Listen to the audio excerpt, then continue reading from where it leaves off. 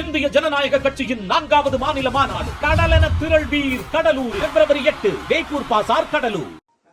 வடசென்னை மிட்டாய் வியாபாரிகள் சங்கம், சென்னை மிட்டாய் வியாபாரிகள் சங்கம், 2 சங்கத்தை சார்ந்த பெரியவர்கள் நிர்வாகிகள் எங்கிட்ட ஒரு கோரிக்கை வச்சிருக்காங்க. நாங்க பாஜகவின் தேர்தல் அறிக்கை குழு இதே மாதிரிதான் அவர்களின் இடத்திற்கே சென்று அவர்களுக்கு என்ன கோரிக்கைன்னு கேட்டு அதுல நாங்க எங்க தேர்தல் அறிக்கையை தயாரிக்க போறோம். அதனால்தான் இதன் பெயர் மக்களுக்காக மக்களிடம் இருந்து. இங்க வந்து எந்த அரசியல்வாதியும் உள்ள வந்து இது எப்படி தயாரிக்கப்படுது, அவங்களுக்கு என்ன பிரச்சனை இருக்குன்னு எந்த கட்சியும் பார்க்க போறது இல்ல. இப்ப கூட நாங்க இங்க பார்த்து முடிச்சிட்டு காஞ்சிபுரத்துல நெசவு தொழிலாளர்களையும் அந்த கூட்டுறவு சங்கத்தில் உள்ளவர்களோட பிரச்சனை என்னன்னு கேட்டு தெரிந்து கொள்ள போறோம். ஆக ஒரு அறையில இருந்து அவங்கள வர வச்சு கேட்கறது இல்ல, அவங்க இடத்துக்கே நாங்க போய் தேர்தல் அறிக்கை தயாரித்துக் கொண்டிருக்கிறோம். தேர்தல் அறிக்கையின் குழுவில் என்னோடு இடம்பெற்றிருக்கின்ற பிரசாத் அவர்கள், ANS பிரசாத் அவர்கள் வந்திருக்கிறார்கள். இங்க மாவட்ட தலைவர் நாகராஜன் அவர்கள் இருந்திருக்கிறார்கள். அதே மாதிரி மாவட்ட நிர்வாகிகள்லாம் ஜெய்கணேஷ் பொதுச் செயலாளர் வந்திருக்கிறார். நம்ம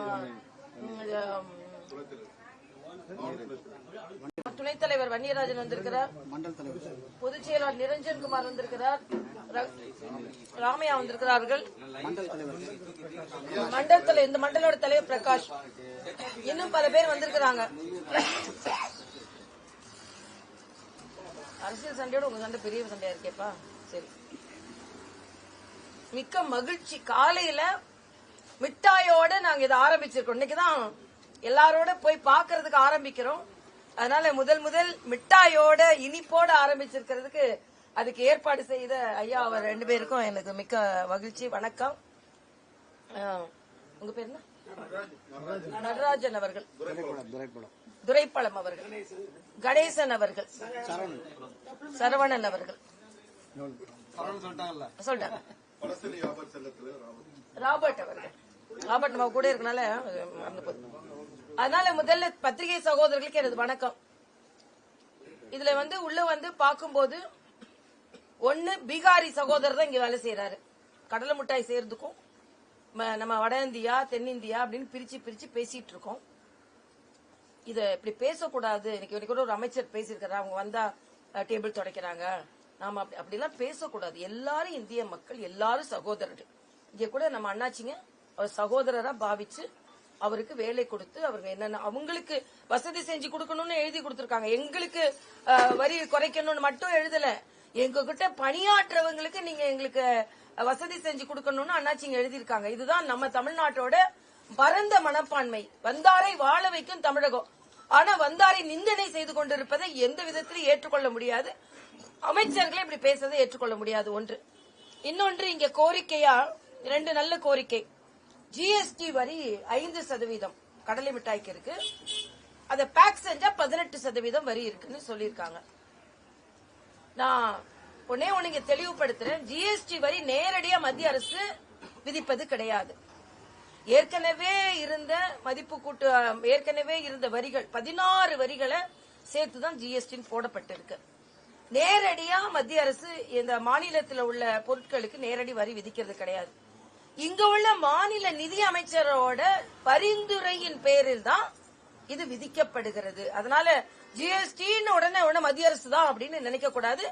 ஜனநாயக முறைப்படி GST கவுன்சில்ல மத்திய நிதி அமைச்சர், மாநிலத்தின் நிதி அமைச்சர் இணைந்து அவர்கள்ட்ட இந்த கோரிக்கை ஏற்று அவங்க அது நடைமுறைப்படுத்தப்படுகிறது. ஆனாலும் இன்றைக்கு இந்த இடத்துல முதல்ல வந்தது எனக்கு மகிழ்ச்சி. ஏன்னா எனக்கும் கடலை மிட்டாய்க்கும் ரொம்ப தொடர்பு. ஏன்னா நாங்க அந்த பனங்காட்டுல தான் வந்தது நாங்கெல்லாம். அதனால அந்த கருப்பட்டி கடலை சேர்ந்த அந்த மிட்டாய்க்கு GST வரி குறைப்பு இல்லைன்னா விலக்கு அது அளிப்பதற்கு எங்களது கோரிக்கை உங்களுக்கு நாங்க வைக்கிறோம். இல்ல எது நாங்க என்ன நீங்க சொல்றீங்களோ அதை நாங்க உண்டு. ஏன்னா எதுவுமே நம்ம டோட்டலா விலகினாலும் மக்களுக்கானது கிடைக்காது இல்லையா? அதனால குறைப்பதற்கு. என்னோட பேக்கிங்ல உள்ள ரோல் கவர் வந்து 18% இருக்கு. நான் கூட ஒண்ணு கேட்டேன், ஏன்னா சாக்லேட் மாதிரி இப்ப எல்லாத்துலயும் சாக்லேட் குடுக்கறாங்க, நம்ம அப்படி பிரிச்சு அப்படி சாப்பிட்டுறோமே. அதான் தொழில் தெரிஞ்சவங்களுக்கும் தொழில் தெரியாதவங்களுக்கும் உள்ள வித்தியாசம். நான் அண்ணாச்சிட்ட கேட்டேன், எல்லாரும் இப்படி பேப்பர்ல அப்படி பிரிச்சு சாப்பிடுற மாதிரி இருக்குன்னா ஒண்ணு சொன்னாங்க, பண்ணலாம், ஆனா காத்து பூஞ்சுன்னா அது கோந்து போயிடும் அப்படின்னு. முறுமுறுன்னு கடலை மிட்டாய் சாப்பிடறதுலதான் அதுல ஒரு இன்ட்ரெஸ்டே இருக்கு. அதனால அவங்க சொல்ற மாதிரி அதோட பேக்கிங் 18% GST வரி இருக்குன்னு சொன்னாங்க. இதுல எங்களோட கோரிக்கையை யாருக்கும் நஷ்டம் வராம நாங்க எங்களோட கோரிக்கையை வைக்கிறதுக்கு தயாரா இருக்கும். ஆனா மறுபடியும் சொல்றேன், ஜிஎஸ்டின்றது தமிழக நிதியமைச்சர் என்னெல்லாம் ரெக்கமெண்ட் பண்றாரோ, பரிந்துரை செய்யறாரோ, அதை வச்சுதான் மத்திய ஜிஎஸ்டி போடப்படுகிறது. அதில இருந்து பங்கும் மாநில அரசுக்கு வருகிறது, சரியான பங்கு வருகிறது. அதனால்தான் மாநிலம் வளர்ச்சி அடைகிறது என்பதையும் நான் இங்கே தெரிவித்துக் கொள்கிறேன். இன்னொரு ஆலோசனை சொல்லியிருக்காங்க, ரொம்ப நல்ல ஆலோசனை. 125 நாளா 100 நாள் வேலை திட்டத்தை 125 நாளா ஆக்கியாச்சு. பல மாநிலங்கள் இதை நடைமுறைப்படுத்தி அதற்கான மக்களுக்கான தேவைகளை பூர்த்தி செய்ய ஆரம்பிக்கும் பொழுது தமிழ்நாடு மறுபடியும் அந்த 125 வேலை நாட்கள்ல பிரச்சனை பண்ணி அதை இன்னும் ஆரம்பிக்காம இருக்கிறதுனால நமது கூட்டணி கட்சிகள் ஆர்ப்பாட்டம் செய்கிறாங்க. இங்க இன்னொரு தகவல் சொல்லியிருக்காங்க, கிராமப்புறங்கள்ல இந்த 125 நாட்களாக இதை ஆக்குற மாதிரி இத மாதிரி நகர்ப்புறத்துல உள்ள தொழிலாளர்களுக்கு இது நல்ல ஆலோசனை எங்களுக்கு செஞ்சு தரணும்னு நாங்க இதை எங்களோட தேர்தல் அறிக்கை மட்டும் இல்லாம மத்திய தலைமையிட்ட கூட நாங்க இதை கொடுக்கிறோம்.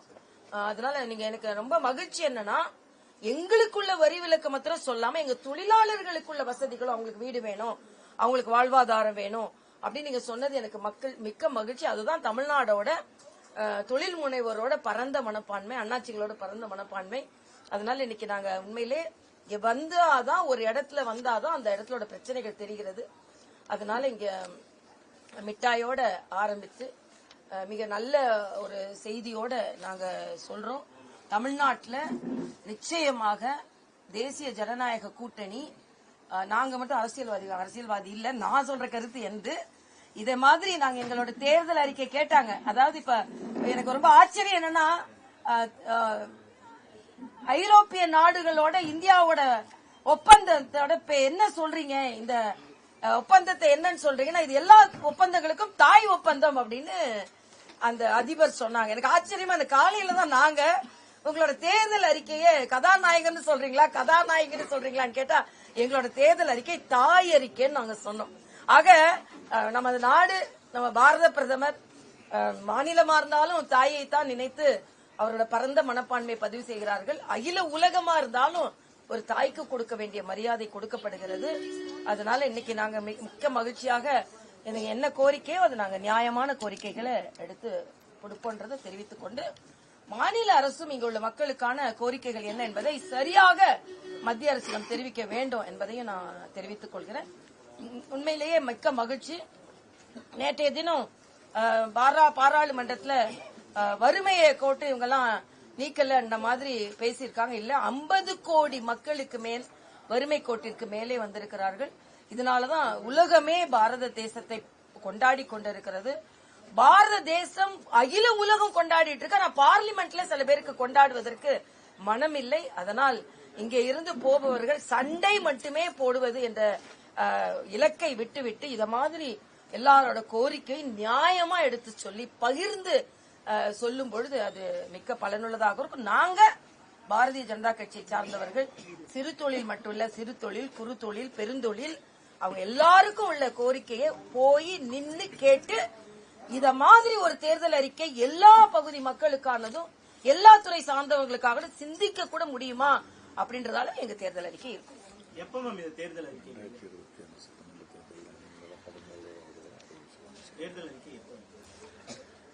நாங்க 15 நாளையிலிருந்து தமிழ்நாடு முழுவதும் பெட்டிகளோட, பெட்டினா எங்களுக்கு வேற பெட்டிலாம் எங்ககிட்ட கிடையாதுப்பா, வேற கட்சியில வேற பெட்டி வச்சிருக்கலாம். நாங்க மக்களோட கோரிக்கை பெட்டிகளோட வச்சு அந்த பெட்டிகளோட 52 வாகனங்கள், 38 மாவட்டங்கள், பெரிய மாவட்டங்களா இருந்தா 2ஆ பிரிச்சிருக்கோம். 52 வாகனங்கள் நாளைக்கு துவங்க இருக்கிறது. நான் சென்னை கிழக்கு மாவட்டத்துல தென்சென்னையில மரியாதைக்குரிய அரவிந்த மேனன் துவக்கி வைக்கிறார்கள். எல்லா மாவட்டங்களும் சிறப்பு விருந்தினர்கள், அண்ணன் நயினார் நாகேந்திரன் அவர்கள், அண்ணன் பொன் ராதாகிருஷ்ணன் அவர்கள், சகோதரி வானதி அவர்கள், இது மாதிரி எல்லாரும் துவக்கி வைக்கிறார்கள் அவங்கவுங்க இடத்துல இருந்து. இது நான் எப்படி நாங்க உங்க இடத்துக்கு நாங்க உங்ககிட்ட இருந்து கோரிக்கை வேற வாங்குறோமோ அது மாதிரி வண்டிகள் அந்த இடங்களுக்கு போய் மக்கள்கிட்ட இருந்து கோரிக்கை நேரா வாங்குறோம். ஆக மக்களுக்காக மக்களிடமிருந்து மக்களுக்கான ஒரு கட்சினா அது பாரதிய ஜனதா கட்சி என்பதை மக்கள் புரிந்து கொள்ள வேண்டும். அது மட்டும் இல்ல, சரி எங்களால போக முடியல, கையில செல்போன் தாங்க இருக்கு, நான் என்னங்க பண்றதுன்னா உட்கார்ந்த இடத்துல கூட உங்களுக்கு நாங்க கோரிக்கை நிறைவேற்றுவதற்கு ஒரு ப்ரொவிஷன் வச்சிருக்கோம். என்னன்னா உட்கார்ந்த இடத்துல இருந்தே செல்போன் எடுக்க வேண்டியது 7878786060 போட்டீங்கன்னா ஒரு லிங்க் வரும். அதுக்குள்ள நீங்க பிரஸ் பண்ணீங்கன்னா உங்களுக்கு என்ன கோரிக்கைன்னு கேட்கும். அதுல நீங்க டைப் பண்ணீங்கன்னா எங்க வெப்சைட்டுக்கு நேரா வந்துரும். ஆக நாங்க உங்ககிட்ட வருவோம், வரலாம், வாகனத்தை நோக்கி வரலாம், இல்லன்னா உட்கார்ந்த இடத்துல இருந்தே நீங்க தொலைபேசியில தொடர்பு கொள்ளலாம். ஆக ஆட்சிக்கு வருவதற்கு முன்னாலேயே மக்கள்கிட்ட நாங்க எப்படி போறோம்னா, தேசிய ஜனநாயக கூட்டணி அண்ணன் எடப்பாடியார் அவர்கள் முதலமைச்சராக கொண்டு மரியாதைக்குரிய பாரத பிரதமர் வழிகாட்டுதலோடு டபுள் என்ஜின் கவர்மெண்டா வரும்பொழுது எவ்வளவு சூப்பர் பாஸ்ட் என்ஜினா இது செயல்படும் என்பதை நீங்கள் புரிந்து கொள்ள வேண்டும் என்பது எனது கருத்து. கனிமொழி தலைமையில கூட தேர்தல் அறிக்கை ரெடி பண்ணிட்டு இருக்காங்க, மக்களோட கருத்துக்களை கேட்டு இருக்காங்க, அவங்க அலுவலகத்துக்கு வர வச்சு கேட்கறாங்க, எப்படி பாக்குறீங்க? அதான் அலுவலகத்துக்கு வர வைக்கிறாங்க. நான் எங்க முக்கியமான நபர்களை நாங்க இப்ப எங்க மாவட்டங்கள் முழுசா டீசென்ட்ரலைஸ் பண்ணிட்டோம்ப்பா. அந்தந்த மாவட்டத்தில் உள்ள மக்கள், அந்தந்த மாவட்டத்தில் உள்ள எல்லா துறையை சார்ந்தவர்கள் 15ஆம் தேதி எங்க எல்லா கோரிக்கைகளையும் கூட்டி வச்சு நாங்க அதை பிரிச்சு மக்களுக்கான என்ன திட்டங்கள், இப்ப ரயில்வே ஸ்டேஷன் ஸ்டாப் எல்லாம் கோரிக்கை வச்சாங்கன்னா உடனே நாங்க எங்களால சொல்ல முடியும், மத்தியில ஆட்சி இருக்கிறதுனால. மத்த கோரிக்கைகள் நீங்க ஆட்சிக்கு வந்ததற்கு பின்பு சொல்ல முடியும். அதனால நாங்க ஒரு சிறப்பான மக்களுக்கான ஒரு அரசாங்கமா இருக்குன்றது இந்த தேர்தல் அறிக்கை மூலமாக நாங்க நாடாளுமன்ற விவகாரத்துல மோடியை தாக்க முற்பட்டார்கள். இதெல்லாம் அதாவது முதலில் அவங்க எப்படி மன்மோகன் சிங் எந்த அளவுக்கு பதிலா அழைத்துக் கொண்டிருந்தாருன்னு எல்லாருக்கும் தெரியும். இன்னொன்று மனதிற்கு வேதனையாக இருக்கிறது, ஒரு சபாநாயகர் ஒரு கருத்தை சொல்கிறார் என்றால் தெரியாம சொல்ல மாட்டார். அவர் நம்ம அண்ணன் அப்பாவு மாதிரி கிடையாது. அவர் பிர்லா அவர்கள் இதை விட நல்லா அறிந்து ஆய்ந்துதான் சொல்லக்கூடியவர். அப்பாவு தான் முதலமை இவரு நம்ம ஆளுநர் வரும்போதே மைக்கெல்லாம் ஆஃப் பண்ற அப்பாவு கிடையாது அவரு. அப்படிப்பட்ட ஒரு ஸ்பீக்கரை வைத்துக்கிட்டு சபாநாயகரை வைத்துக்கொண்டு நீங்க ஓம் பிர்லாவை பத்தி பேசுறீங்க, அதுவே தப்பு. அது மட்டும் இல்ல, அவர் தெளிவா சொல்லி இருக்கிறார், மரியாதைக்குரிய பாரத பிரதமர் எதற்குமே பயந்தவர் கிடையாது, பாகிஸ்தானுக்கே பயந்தவர் கிடையாது. இன்னைக்கு ட்ரம்ப் பத்தி சொல்றாங்க, உலகம் முழுவதும் உள்ள வரிகளில் சைனாக்கு 36% இருக்கு, எல்லாற்றையும் விட இந்தியா குறைந்திருக்கு. இன்னைக்கு திருப்பூர்ல இங்க எப்படி இந்த கடலை மிட்டாய் சகோதரர்களா பாக்குறோமோ, அது மாதிரி திருப்பூர்ல உள்ள பனியன் தொழிற்சாலைகள், ஆயத்த ஆடைகள் செய்பவர்கள்லாம் நமக்கு நேரடி போட்டி எங்கிருந்து வருது, வங்கதேசம், அதே மாதிரி சைனா போன்றவங்களுக்கு எல்லாம் அதிகமா கொடுத்திருக்கிறதுனால நம்மகிட்ட இருந்து ஏற்றுமதி அதிகரிக்கும் சொல்லியிருக்காங்க.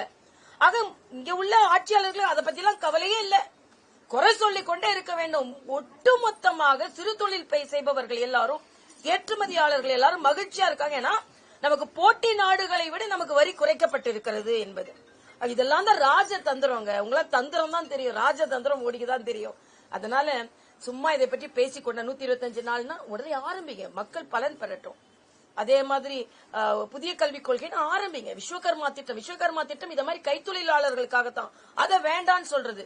ஆக எல்லோரும் இணைந்து இந்த மக்களுக்கான நல்ல திட்டங்களை கொண்டு வருவோம். அதற்கான ஆரம்ப நிகழ்ச்சி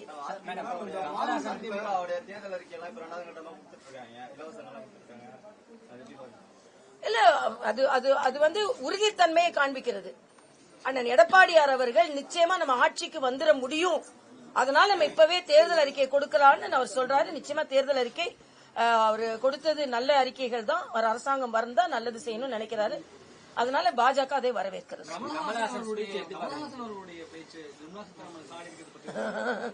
நான் தலைவரா இருக்கும் போதே ஒண்ணு சொன்னேன், கமலஹாசன் உரையை படிக்க வேண்டும் என்றால் அது கோனார் உரை வேண்டும். நாம கோனார் உரை வச்சுதான் தெளிவுரை படிச்சா மட்டும்தான் அவரோட அறிக்கையும் சரி பேச்சும் சரி பேச முடியும். என்ன பேசினாருப்பா, எதுவுமே காதுல நிறைய தவிர என்ன காதுல விழுந்தது, எந்த மொழி புரியவே இல்லை. சரி புரிஞ்சதுன்னா கூட நமக்கு புரியலன்றது ஒண்ணு. அவர் பெரியார் சொன்னதை நிர்மலா மேடம் சொன்னதாக சொல்லி எவ்வளவு அதை வேற பாராட்டு வேற, பெரியாரின் தம்பிகள், பெரியாரின் வழித்தோன்றல்னு சொல்றவங்க வேற பெரியார் சொன்னதான் அவரு கிண்டல் பண்றாருன்னு தெரியாம, ஆக தக்க பதிலடி கொடுத்தாரு. எங்க பதிலடி கொடுத்தார்? பெரியாருக்கு பதிலடி கொடுத்திருக்கிறார். தமிழ் பிச்சை வாங்கும் மொழி அல்ல என்று பதிலடி கொடுத்தால் அது பெரியாருக்கு பதில் கொடுக்க தெரியாம பெரியார் பக்தர்கள் கை தட்டிட்டு உட்கார்ந்துருக்கா. அப்ப பெரியார் என்ன சொன்னா நீங்க பக்தர்களுக்கே தெரியல. பக்தர்கள் வார்த்தையை சொல்லக்கூடாது, ஏன்னா பக்தர்கள்னா எங்களோட வார்த்தை, அவங்களுக்கே தெரியல. இன்னொன்று, ஆட்சி அதிகாரத்தில் இருப்பவர்கள் நெடுநாள் இருந்து விடலாம் என்று கனவு காணாதீர்கள். யார சொல்றீங்க?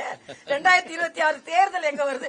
ஸ்டாலின் பாத்துக்கிட்டே இருந்தவருக்கு அதிர்ச்சி ஆயிட்டோம். ஐயோ, இவரை நம்மளை பாராட்டுறதுக்கு அனுப்புனா யாரும் ஆட்சி அதிகாரத்தில் அதிக நாட்கள் இருந்து விட முடியாது, நமக்கே வேட்டு வைக்கிறாரு நினைச்சதா என்னன்னே தெரியாம. அதாவது திமுக சில தப்புகள் செய்யுங்க, மன்னிக்க முடியாத தப்பு செய்யும். அதுல கமலஹாசன் அங்க அனுப்புறது மிகப்பெரிய தப்பு. நடிக்கிறவரு அங்க நடிச்சிட்டு இருக்க வேண்டியதானே, அங்க போய் வசனம் பேசுற, அங்க போய் நடிக்கிறேன்னு சொல்லிட்டு தெரியாத வசனங்களை தப்பு தப்பாக பேசி கைத்தட்டு வாங்குறேன்னு சொல்லிட்டு அங்க போய் டிராமா போட்டுட்டு இருக்காருங்க.